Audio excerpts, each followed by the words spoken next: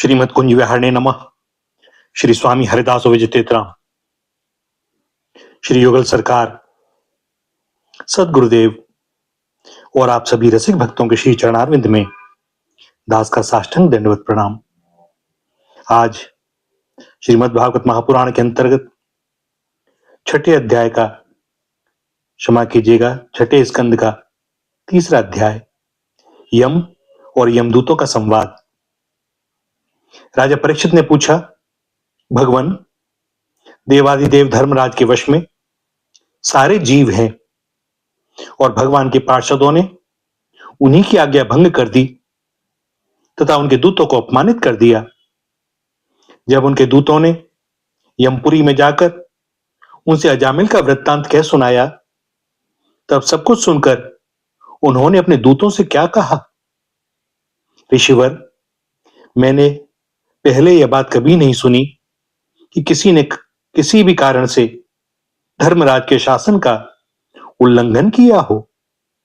भगवान, इस विषय में लोग बहुत संदेह करेंगे और उसका निवारण आपके अतिरिक्त दूसरा कोई नहीं कर सकता, ऐसा मेरा निश्चय है।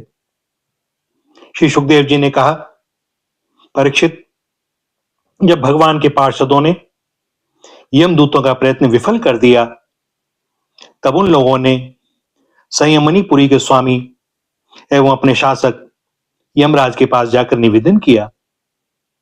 यमदूतों ने कहा, प्रभो, संसार के जीव 3 प्रकार के कर्म करते हैं, पाप, पुण्य अथवा दोनों से मिश्रित। इन जीवों को उन कर्मों का फल देने वाले शासक संसार में कितने हैं? यदि संसार में दंड देने वाले बहुत से शासक हों तो किसे सुख मिले और किसे दुख, इसकी व्यवस्था एक सी ना हो सकेगी। संसार में कर्म करने वालों के अनेक होने के कारण यदि उनके शासक भी अनेक हों तो उन शासकों का शासकपना नाम मात्र का ही होगा। जैसे एक सम्राट के अधीन बहुत से नाम मात्र के सामंत होते हैं, इसलिए हम तो ऐसा समझते हैं कि अकेले आप ही समस्त प्राणियों और उनके स्वामियों के भी अधीश्वर हैं। आप ही मनुष्यों के पाप और पुण्य के निर्णायक, दंडदाता और शासक हैं। प्रभो, अब तक संसार में कहीं भी आपके द्वारा नियत किए हुए दंड की अवहेलना नहीं हुई थी, किंतु इस समय 4 अद्भुत सिद्धों ने आपकी आज्ञा का उल्लंघन कर दिया है। प्रभो, आपकी आज्ञा से हम लोग एक पापी को यातना गृह की ओर ले जा रहे थे, परंतु उन्होंने बलपूर्वक आपके फंदे काटकर उसे छुड़ा दिया। हम आपसे उनका रहस्य जानना चाहते हैं। यदि आप हमें सुनने का अधिकारी समझें तो कहें। प्रभु, बड़े ही आश्चर्य की बात हुई कि इधर तो अजामिल के मुंह से नारायण यह शब्द निकला और उधर वे डरो मत कहते हुए झटपट वहां आ पहुंचे। श्री सुखदेव जी कहते हैं, जब दूतों ने इस प्रकार प्रश्न किया, तब देव शिरोमणि प्रजा के शासक भगवान यमराज ने प्रसन्न होकर श्री हरि के श्री चरण कमलों का स्मरण करते हुए उनसे कहा। यमराज ने कहा, दूतों, मेरे अतिरिक्त एक और ही चराचर जगत के स्वामी हैं। उन्हीं में संपूर्ण जगत सूत में वस्त्र के समान ओतप्रोत है।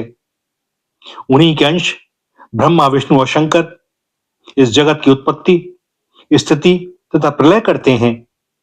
उन्हीं ने इस सारे जगत को नथे हुए बैल के समान अपने अधीन कर रखा है। मेरे प्यारे दूतों, जैसे किसान अपने बैलों को पहले छोटी छोटी रस्सी में बांधकर फिर उन रस्सियों को एक बड़ी आड़ी रस्सी में बांध देते हैं, वैसे ही जगदीश्वर भगवान ने भी ब्राह्मणादि वर्ण और ब्रह्मचर्य आदि आश्रम रूप छोटी छोटी नाम की रस्सियों में बांधकर फिर सब नामों को वेदवाणी रूप बड़ी रस्सी में बांध रखा है। इस प्रकार सारे जीव नाम एवं कर्म रूप बंधन में बंधे हुए भयभीत होकर उन्हें ही अपना सर्वस्व भेंट कर रहे हैं।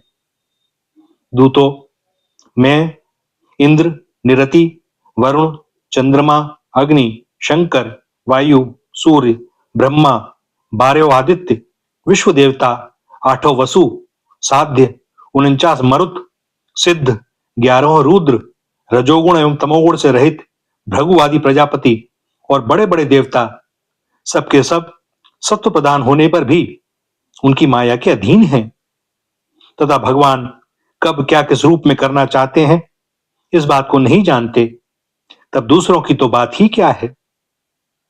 दूतों, जिस प्रकार घट, पट आदि रूपवान पदार्थ अपने प्रकाशक नेत्र को नहीं देख सकते, वैसे ही अंतकरण में अपने साक्षी रूप से स्थित परमात्मा को कोई भी प्राणी इंद्रिय, मन, प्राण, हृदय या वाणी आदि किसी भी साधन के द्वारा नहीं जान सकता।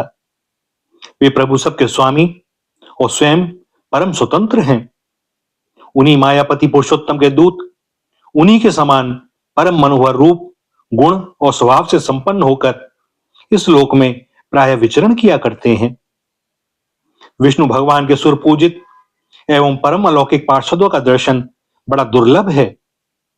वे भगवान के भक्तजनों को उनके शत्रुओं से, मुझसे और अग्नि आदि सब विपत्तियों से सर्वथा सुरक्षित रखते हैं।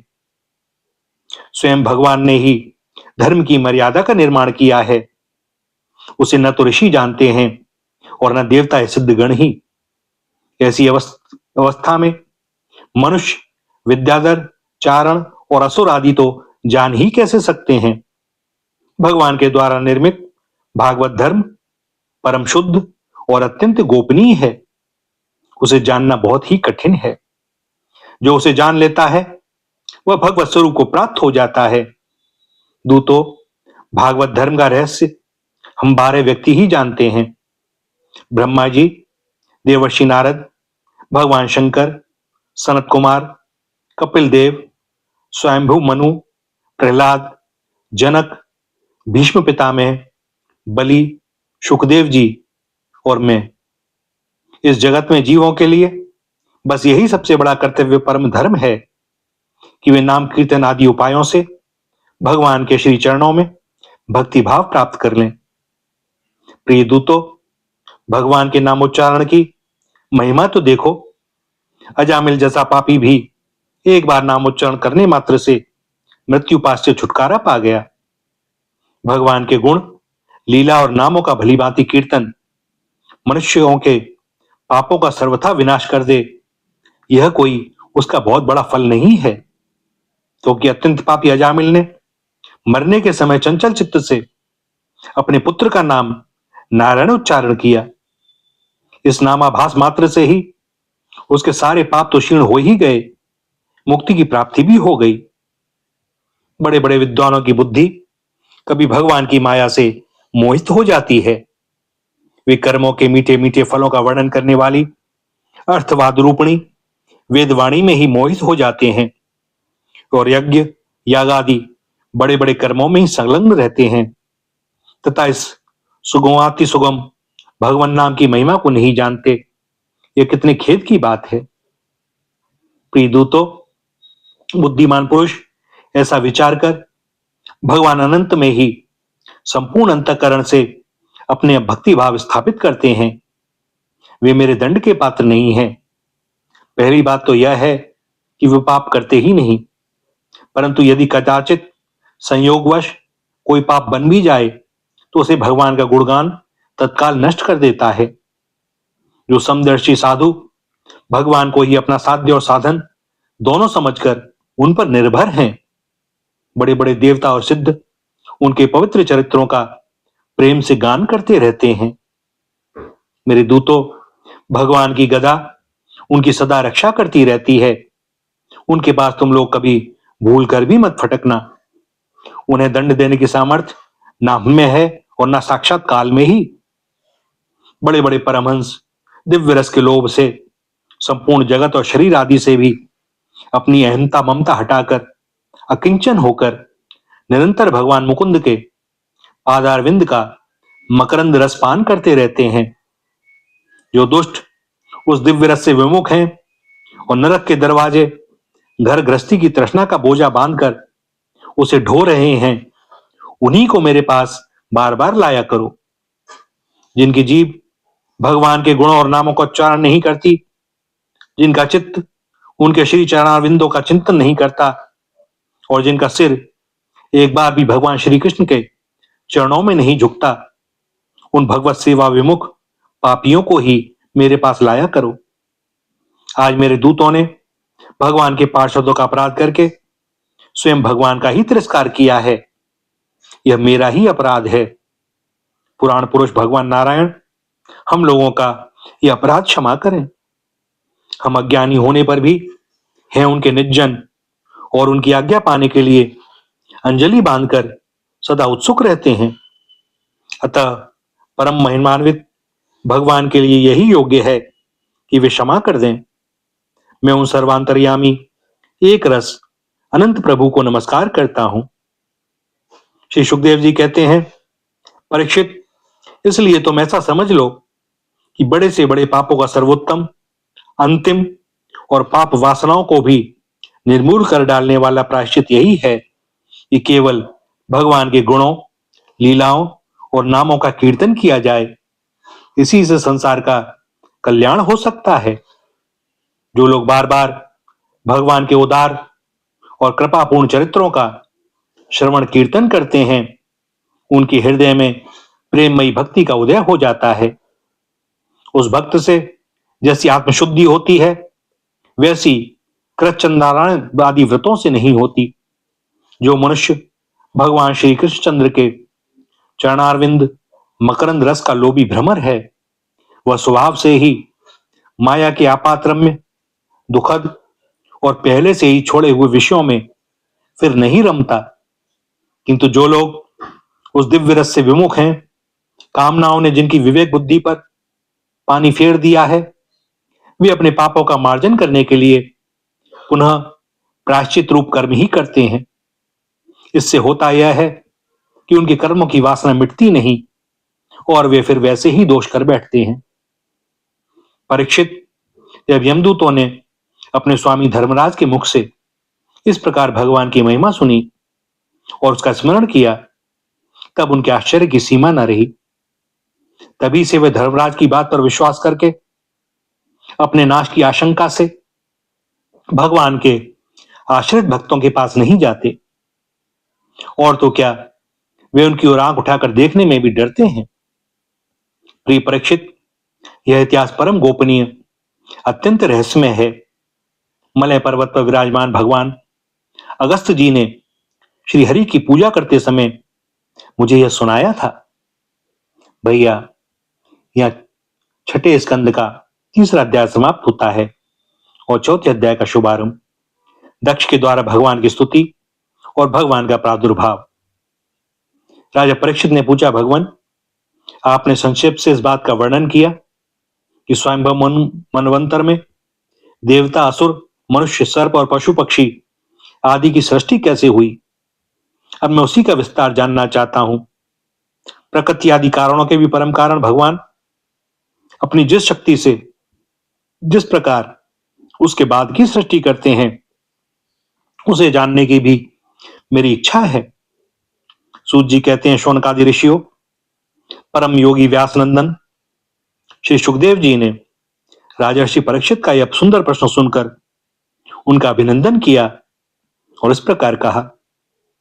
श्री सुखदेव जी ने कहा, राजा प्राचीन बरही के 10 पुत्र, जिनका नाम प्रचेता था, जब समुद्र से बाहर निकले, तब उन्होंने देखा हमारे पिता के निवृत्ति परायण हो जाने से सारी पृथ्वी पेड़ों से घिर गई है।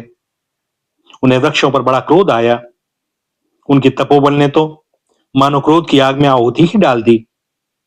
बस उन्होंने वृक्षों को जला डालने के लिए अपने मुख से वायु और अग्नि की सृष्टि की। परीक्षित, जब प्रेतचित्ताओं की छोड़ी हुई अग्नि और वायु उन वृक्षों को जलाने लगी, तब वृक्षों के राजा धीराज चंद्रमा ने उनका क्रोध शांत करते हुए इस प्रकार कहा, महाभाग्यवान प्रचेताओं, ये वृक्ष बड़े दीन हैं।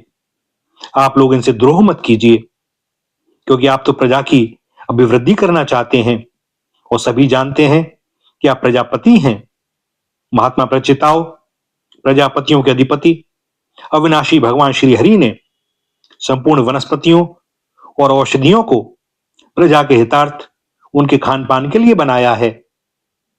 संसार में पांखों से उड़ने वाले चर प्राणियों के भोजन फल पुष्पादि अचर पदार्थ हैं। पैर से चलने वालों के घास तृणादि बिना पैर वाले पदार्थ भोजन हैं। हाथ वालों के वृक्ष लता आदि बिना हाथ वाले और दो पैर वाले मनुष्य आदि के लिए धान गेहूं आदि अन्न भोजन है। चार पैर वाले बैल ऊंट आदि खेती प्रवृत्ति के द्वारा अन्न की उत्पत्ति में सहायक हैं। निष्पाप प्रचेताओं, आपके पिता और देवादिदेव भगवान ने आप लोगों को यह आदेश दिया है कि प्रजा की सृष्टि करो। ऐसी स्थिति में आप वृक्षों को जला डालें, यह कैसे उचित हो सकता है? आप लोग अपना क्रोध शांत करें और अपने पिता पितामह प्रपितामह आदि के द्वारा सेवित सत्पुरुषों के मार्ग का अनुसरण करें। जैसे माँ बाप बालकों की, पलके नेत्रों की, पति पत्नी की, गृहस्थ भिक्षुकों की और ज्ञानी अज्ञानियों की रक्षा करते हैं और उनका हित चाहते हैं, वैसे ही प्रजा की रक्षा और हित का उत्तरदायी राजा होता है। प्रचेताओं, समस्त प्राणियों के हृदय में सर्वशक्तिमान भगवान आत्मा के रूप में विराजमान है। इसलिए आप लोग सभी को भगवान का निवास स्थान समझें। यदि आप ऐसा करेंगे तो भगवान को प्रसन्न कर लेंगे।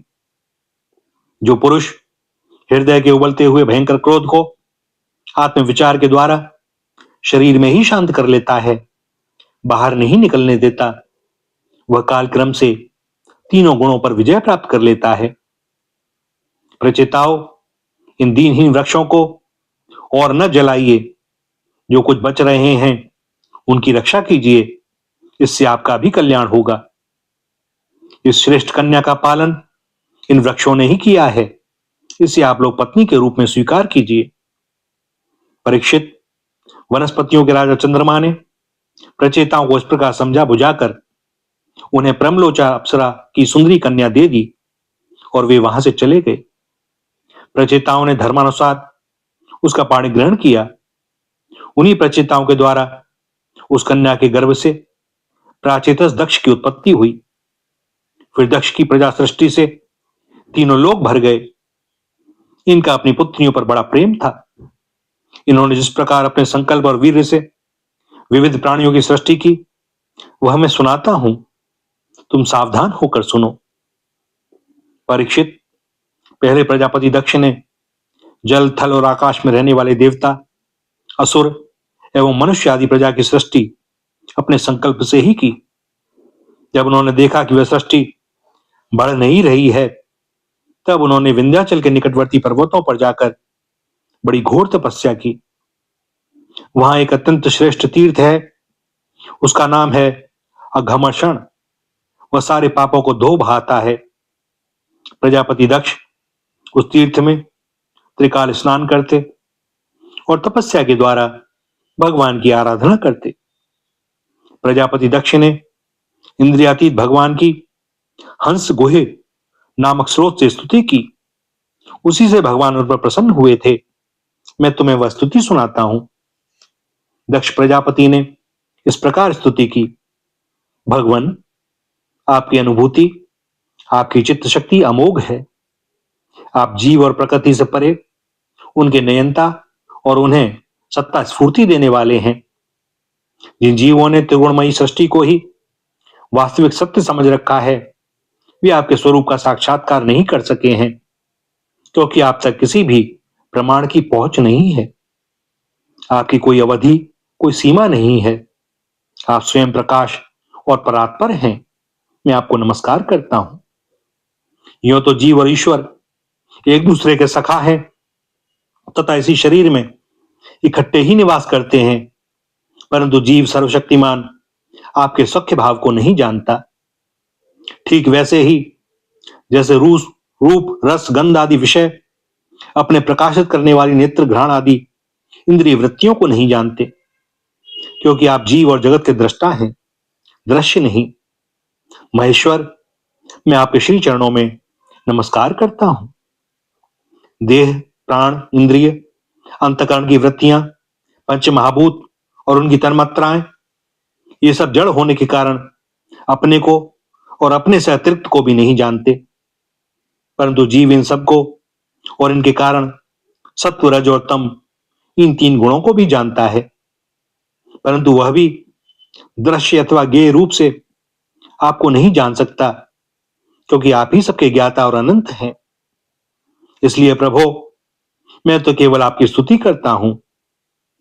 जब समाधि काल में प्रमाण, विकल्प और विपर्य रूप विविध ज्ञान और स्मरण शक्ति का लोप हो जाने से इस नाम रूपात्मक जगत का निरूपण करने वाला मन उपरत हो जाता है, उस समय बिना मन के भी केवल सच्चिदानंदमयी अपनी स्वरूप स्थिति के द्वारा आप प्रकाशित होते रहते हैं। प्रभो, आप शुद्ध हैं और शुद्ध हृदय मंदिर ही आपका निवास स्थान है। आपको मेरा नमस्कार है। जैसे याज्ञिक लोग काष्ठ में छिपे हुए अग्नि को सामीधेनी नाम के 15 मंत्रों के द्वारा प्रकट करते हैं, वैसे ही ज्ञानी पुरुष अपनी 27 शक्तियों के भीतर गूढ़ भाव से छिपे हुए आपको अपनी शुद्ध बुद्धि के द्वारा हृदय में ही ढूंढ निकालते हैं। जगत में जितनी भिन्नताएं दिखाई देती हैं, वे सब माया की ही हैं। माया का निषेध कर देने पर केवल परम सुख के साक्षात्कार स्वरूप आप ही अवशेष रहते हैं। परंतु जब विचार करने लगते हैं, तब आपके स्वरूप में माया की उपलब्धि निर्वचन नहीं हो सकता। अर्थात माया भी आप ही हैं, अतः सारे नाम और सारे रूप आपके ही हैं। प्रभो, आप मुझ पर प्रसन्न होइए, मुझे आत्म प्रसाद से पूर्ण कर दीजिए। प्रभो, जो कुछ वाणी से कहा जाता है अथवा जो कुछ मन, बुद्धि और इंद्रियों से ग्रहण किया जाता है, वह आपका स्वरूप नहीं है, क्योंकि वह तो गुण रूप है और आप गुणों की उत्पत्ति और प्रलय के अधिष्ठान है। आप में केवल उनकी प्रतीति मात्र है। भगवान, आप में ही यह सारा जगत स्थित है, आपसे ही निकला है और आपने और किसी के सहारे नहीं, अपने आप से ही इसका निर्माण किया है। यह आपका ही है और आपके लिए ही है। इसके रूप में बनने वाले भी आप हैं और बनाने वाली भी आप ही हैं। बनने बनाने की विधि भी आप ही हैं। आप ही सबसे काम लेने वाले भी हैं। जब कार्य और कारण का भेद नहीं था, तब भी आप स्वयं शुद्ध स्वरूप से स्थित थे। इसी से आप सबके कारण भी हैं। सत्य तो यह है कि आप जीव जगत के भेद और स्वगत भेद से सर्वथा रहित एक अद्वितीय हैं। आप स्वयं ब्रह्म हैं। आप मुझ पर प्रसन्न हो। प्रभो, आपकी ही शक्तियां वादी प्रतिवादियों के विवाद और संवाद का विषय होती हैं और उन्हें बार बार मोह में डाल दिया करती हैं। आप अनंत, अपराकृत, कल्याण, गुण गणों से युक्त एवं स्वयं अनंत हैं। मैं आपको नमस्कार करता हूं। भगवान, उपासक लोग कहते हैं कि हमारे प्रभु हस्त पाद आदि से युक्त साकार विग्रह हैं और सांख्यवादी कहते हैं कि भगवान हस्तपाद आदि विग्रह से रहित निराकार हैं। यद्यपि इस प्रकार वे एक ही वस्तु के दो परस्पर विरोधी धर्मों का वर्णन करते हैं, परंतु फिर भी उसमें विरोध नहीं है, क्योंकि दोनों एक ही परम वस्तु में स्थित हैं। बिना आधार के हाथ पैर आदि का होना संभव नहीं और निषेध की भी कोई ना कोई अवधि होनी ही चाहिए। आप वही आधार और निषेध की अवधि हैं। इसलिए आप साकार निराकार दोनों से ही अविरुद्ध सम पर ब्रह्म हैं। प्रभो, आप अनंत हैं। आपका न तो कोई प्राकृत नाम है और ना ही कोई प्राकृत रूप। फिर भी जो आपके चरण कमलों का भजन करते हैं, उन पर अनुग्रह करने के लिए आप अनेक रूपों में प्रकट होकर अनेकों लीलाएं करते हैं तथा उन रूपों एवं लीलाओं के अनुसार अनेकों नाम धारण कर लेते हैं। परमात्मन, आप मुझ पर कृपा प्रसाद कीजिए। लोगों की उपासनाएं प्राय साधारण कोटि की होती हैं, अतः आप सबके हृदय में रहकर उनकी भावना के अनुसार भिन्न भिन्न देवता के रूप में प्रतीत होते रहते हैं। ठीक वैसे ही जैसे हवा गंध का आश्रय लेकर सुगंधित प्रतीत होती है, परंतु वास्तव में सुगंधित नहीं होती, ऐसे सबकी भावनाओं का अनुसरण करने वाले प्रभु मेरी अभिलाषा पूर्ण करें। श्री सुखदेव जी कहते हैं, परीक्षित, विंध्याचल के अगमशण तीर्थ में जब प्रजापति दक्ष ने इस प्रकार स्तुति की, तब भक्त वत्सल भगवान उनके सामने प्रकट हुए। उस समय भगवान गरुड़ के कंधों पर चरण रखे हुए थे। विशाल एवं हष्टपुष्ट 8 भुजाएं थीं। उनमें चक्र, शंख, तलवार, ढाल, बाण, धनुष, पाश और गदा धारण किए हुए थे।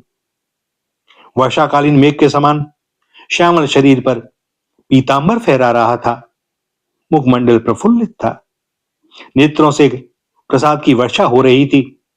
घुटनों तक वनमाला लटक रही थी। वक्षस्थल पर सुनहरी रेखा, श्रीवत्स चिन्ह और गले में कौस्तुभ मणि जगमगा रही थी। बहुमूल्य किरीट, कंगन, मकराकृत कुंडल, करधनी, अंगूठी, कड़े, नूपुर और बाजूबंद अपने अपने स्थान पर सुशोभित थे। त्रिभुवनपति भगवान ने त्रिलोक के विमोहन रूप धारण कर रखा था। नारद, नंद, सुनंद आदि पार्षद उनके चारों ओर खड़े थे। इंद्र आदि देवेश्वर गण स्तुति कर रहे थे तथा सिद्ध गंधर्व और चारण भगवान के गुणों का गान कर रहे थे। यह अत्यंत आश्चर्यमय अलौकिक रूप देखकर दक्ष प्रजापति कुछ सहम गए। प्रजापति दक्ष ने आनंद से भरकर भगवान के चरणों में साष्टांग प्रणाम किया। जैसे झरनों के जल से नदियां भर जाती हैं, वैसे ही परमानंद के उद्रेक से उनकी एक एक इंद्रिय भर गई और आनंद परवश हो जाने के कारण वे कुछ भी बोल ना सके। परीक्षित, प्रजापति दक्ष अत्यंत नम्रता से झुककर भगवान के सामने खड़े हो गए। भगवान सबके हृदय की बात जानते ही हैं। उन्होंने दक्ष प्रजापति की भक्ति और प्रजावृद्धि की कामना देखकर उनसे यूं कहा। श्री भगवान ने कहा, परम भाग्यवान दक्ष, अब तुम्हारी तपस्या सिद्ध हो गई, क्योंकि मुझ पर श्रद्धा करने से तुम्हारे हृदय में मेरे प्रति परम प्रेम भाव का उदय हो गया है। प्रजापते, तुमने इस विश्व की वृद्धि के लिए तपस्या की है, इसलिए मैं तुम पर प्रसन्न हूं, क्योंकि यह मेरी ही इच्छा है कि जगत के समस्त प्राणी अभिवृद्ध और समृद्ध हों। ब्रह्मा, शंकर, तुम्हारे जैसे प्रजापति, स्वयंभू आदि मनु तथा इंद्रादि देवेश्वर, ये सब मेरी विभूतियां हैं और सभी प्राणियों की अभिवृद्धि करने वाले हैं। ब्रह्मन, तपस्या मेरा हृदय है, विद्या शरीर है, कर्म आकृति है, यज्ञ अंग है, धर्म मन है और देवता प्राण है। जब वे सृष्टि नहीं थी तब केवल मैं ही था, और वह भी निष्क्रिय रूप में। बाहर भीतर कहीं भी और कुछ ना था। न तो कोई दृष्टा था और न दृश्य। मैं केवल ज्ञान स्वरूप और अव्यक्त था। ऐसा समझ लो मानो सब और सुषुप्ति ही सुषुप्ति छा रही हो। प्रिय दक्ष, मैं अनंत गुणों का आधार एवं स्वयं अनंत हूं। जब गुणमयी माया के शोभ से यह ब्रह्मांड शरीर प्रकट हुआ, तब इसमें अयोनिज आदि पुरुष ब्रह्मा उत्पन्न हुए। जब मैंने उनमें शक्ति और चेतना का संचार किया, तब देव शिरोमणि ब्रह्मा सृष्टि करने के लिए उद्यत हुए, परंतु उन्होंने अपने को सृष्टि कार्य में असमर्थ सा पाया। उस समय मैंने उन्हें आज्ञा दी कि तप करो। तब उन्होंने घोर तपस्या की और उस तपस्या के प्रभाव से पहले पहल तुम 9 प्रजापतियों की सृष्टि की। प्रिय दक्ष, देखो, यह पंचजन प्रजापति की कन्या असिकनी है। इसे तुम अपनी पत्नी के रूप में ग्रहण करो। अब तुम ग्रस्तोचित स्त्री सहवास रूप धर्म को स्वीकार करो। यह असिकनी की भी उसी धर्म को स्वीकार करेगी, तब तुम इसके द्वारा बहुत सी प्रजा उत्पन्न कर सकोगे। प्रजापति, अब तक तो मानसी सृष्टि होती थी, परंतु अब तुम्हारे बाद सारी प्रजा मेरी माया से स्त्री पुरुष के संयोग से ही उत्पन्न होगी तथा मेरी सेवा में तत्पर रहेगी। श्री सुखदेव जी कहते हैं, विश्व के जीवनदाता भगवान श्री हरि यह कहकर दक्ष के सामने ही इस प्रकार अंतर्ध्यान हो गए, जैसे स्वप्न में देखी हुई वस्तु स्वप्न टूटते ही लुप्त हो जाती है। भैया, यहाँ छठे स्कंद का चौथे अध्याय का समापन होता है और दास को अनुमति दें आज के लिए वाणी को विराम देने की। श्री राधा, श्री राधा, श्री राधा।